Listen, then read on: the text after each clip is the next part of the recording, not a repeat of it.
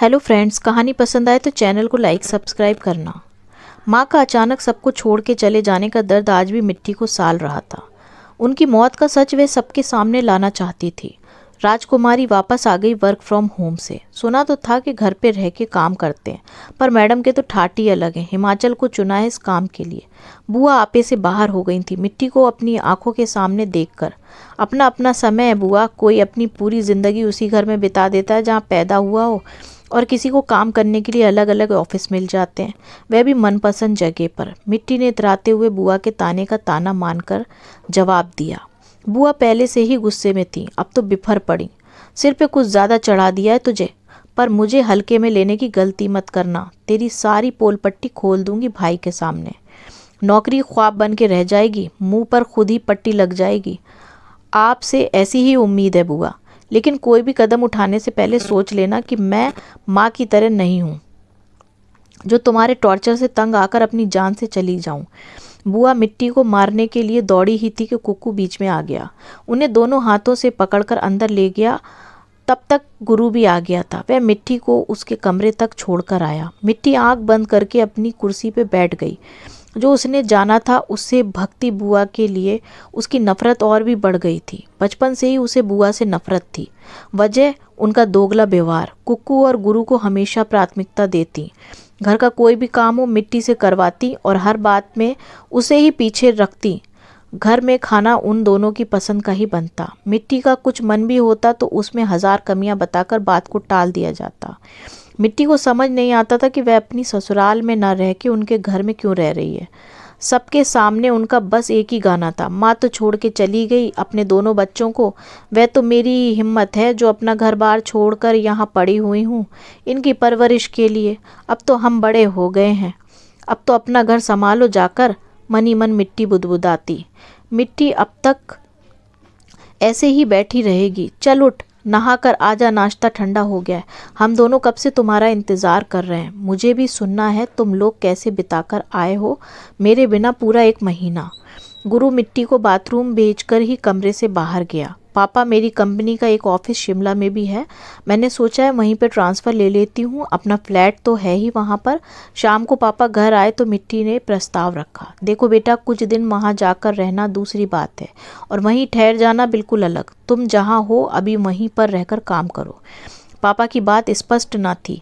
पापा, आपने भी तो सालों वहाँ पर नौकरी की है, अपना फ्लैट बंद पड़ा है। मैं रहूँगी तो उसका अच्छे से रख रखाव भी हो जाएगा। फिर मेरा मन है वहाँ जाके रहने का। प्लीज़ एक बार मेरी तरह सोच कर देखो ना।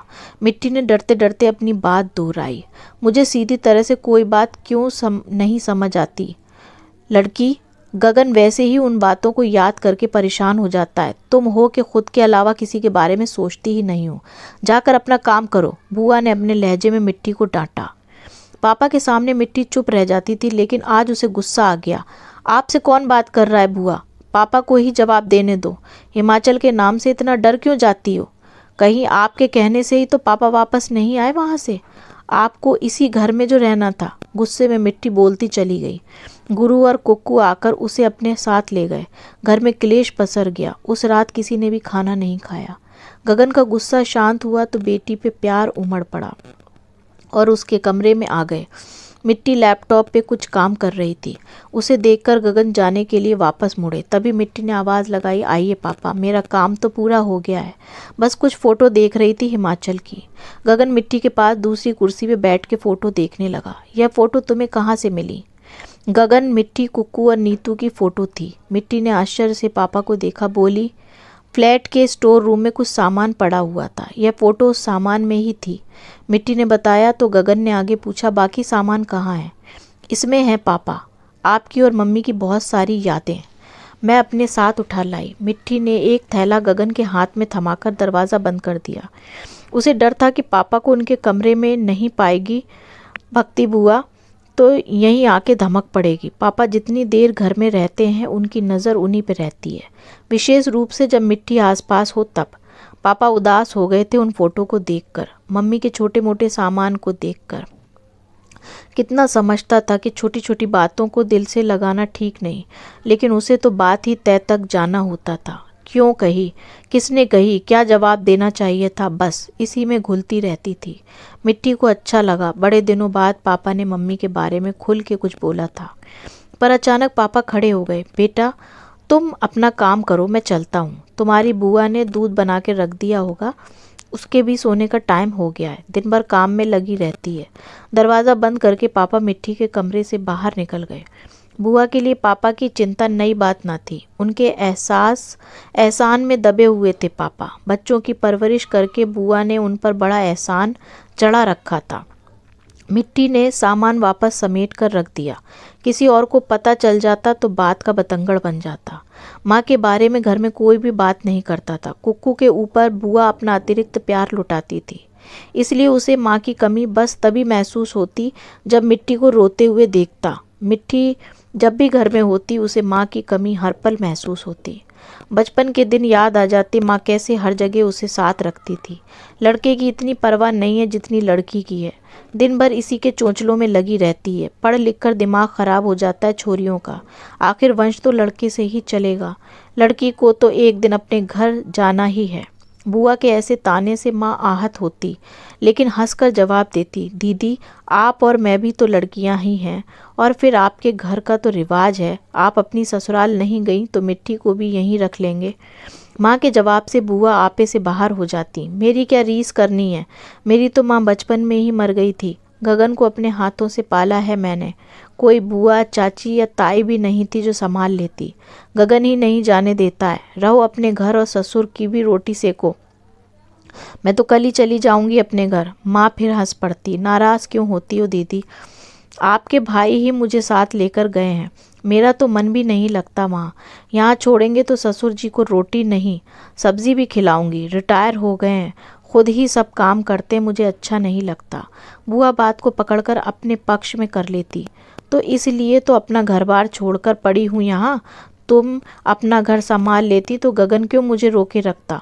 कुछ भी करके माँ के सिर पर हर बात पटक दिया करती थी बुआ। कई सालों बाद इस बार नाना मिट्टी के सामने ही आए। माँ के जाने के बाद हर साल नाना दोनों नातियों से मिलने बेटी के ससुराल आते। ना कोई उनसे बात करता और ना ही कोई उनके पास बैठता। अकेले आते थे और दोनों बच्चों को उनके हिस्से का चेक दे के चले जाते। नाना ने अपनी वसीयत में अपने बेटे और बेटी को बराबर का हिस्सा दिया था। साल भर की कमाई का आधा हिस्सा बेटी के दोनों बच्चों को दे जाते थे। उसके जाने के बाद कितना फजीता किया था हमारे परिवार का इस आदमी ने। अब लाड़ बिखेरने आता है बच्चों पर।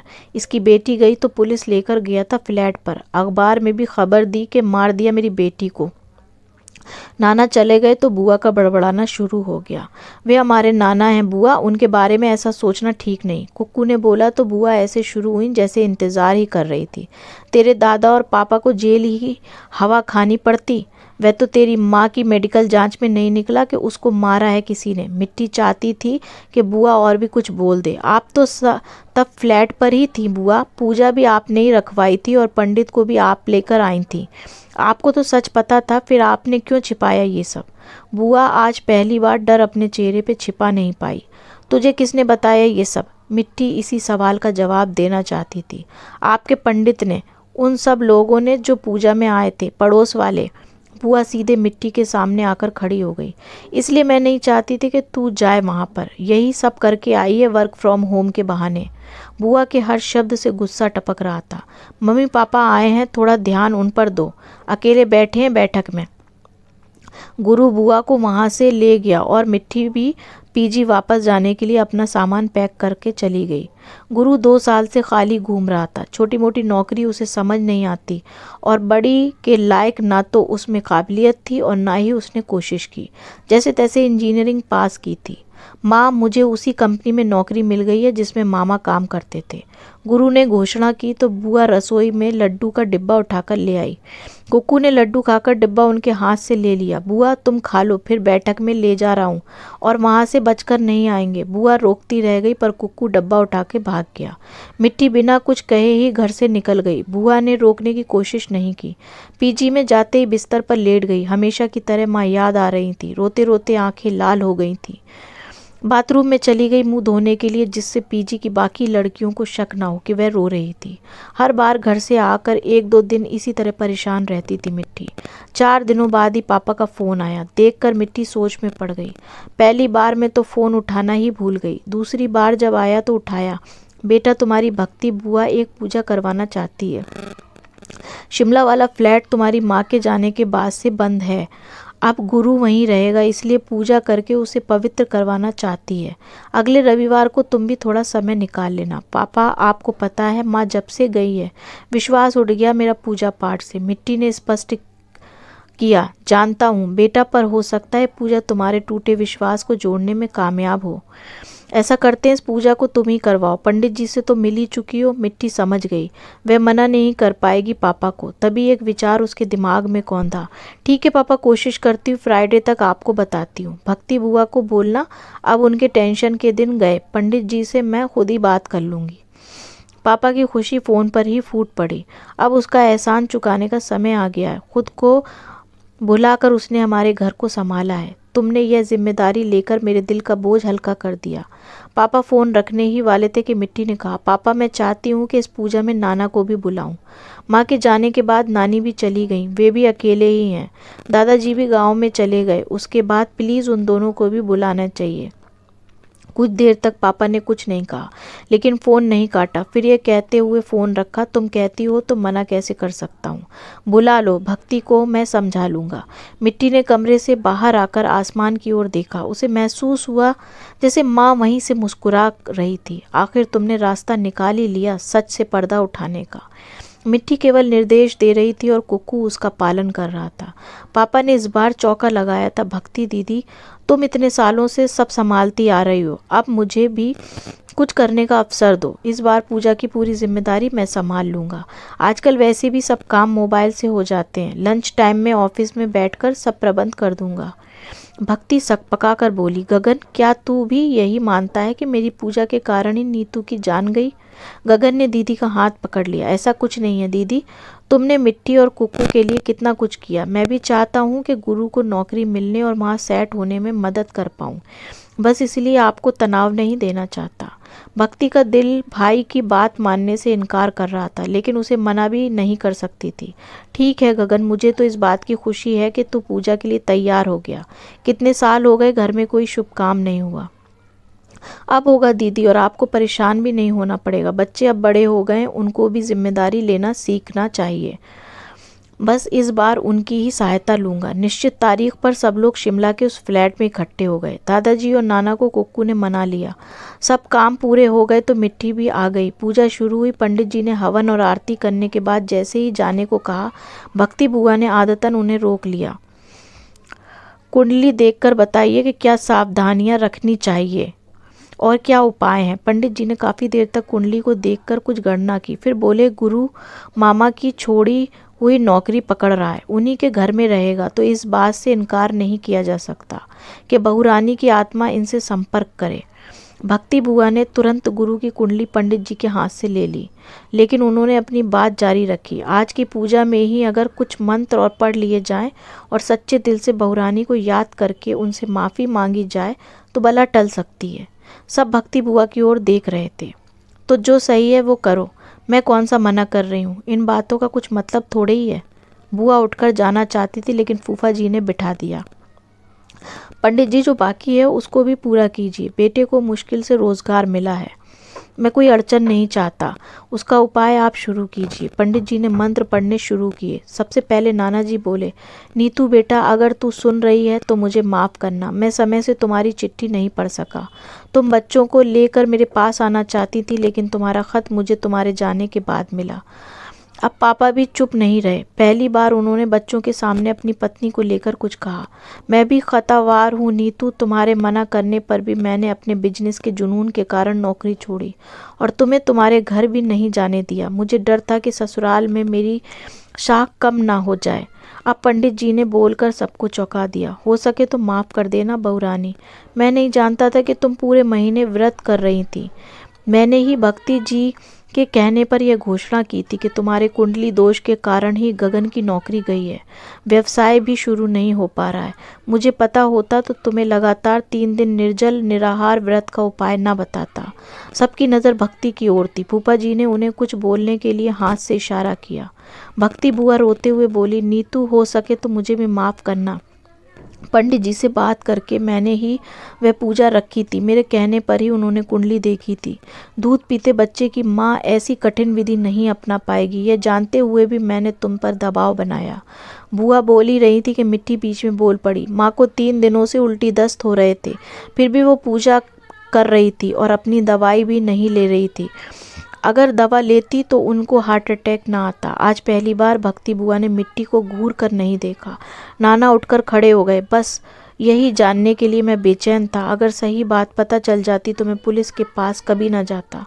मेरी बेटी अचानक चली गई, अपनी नातियों से रिश्ता क्यों तोड़ता। कुक्कू ने नाना को पकड़कर बिठा दिया और खुद भी उनके पास ही बैठ गया।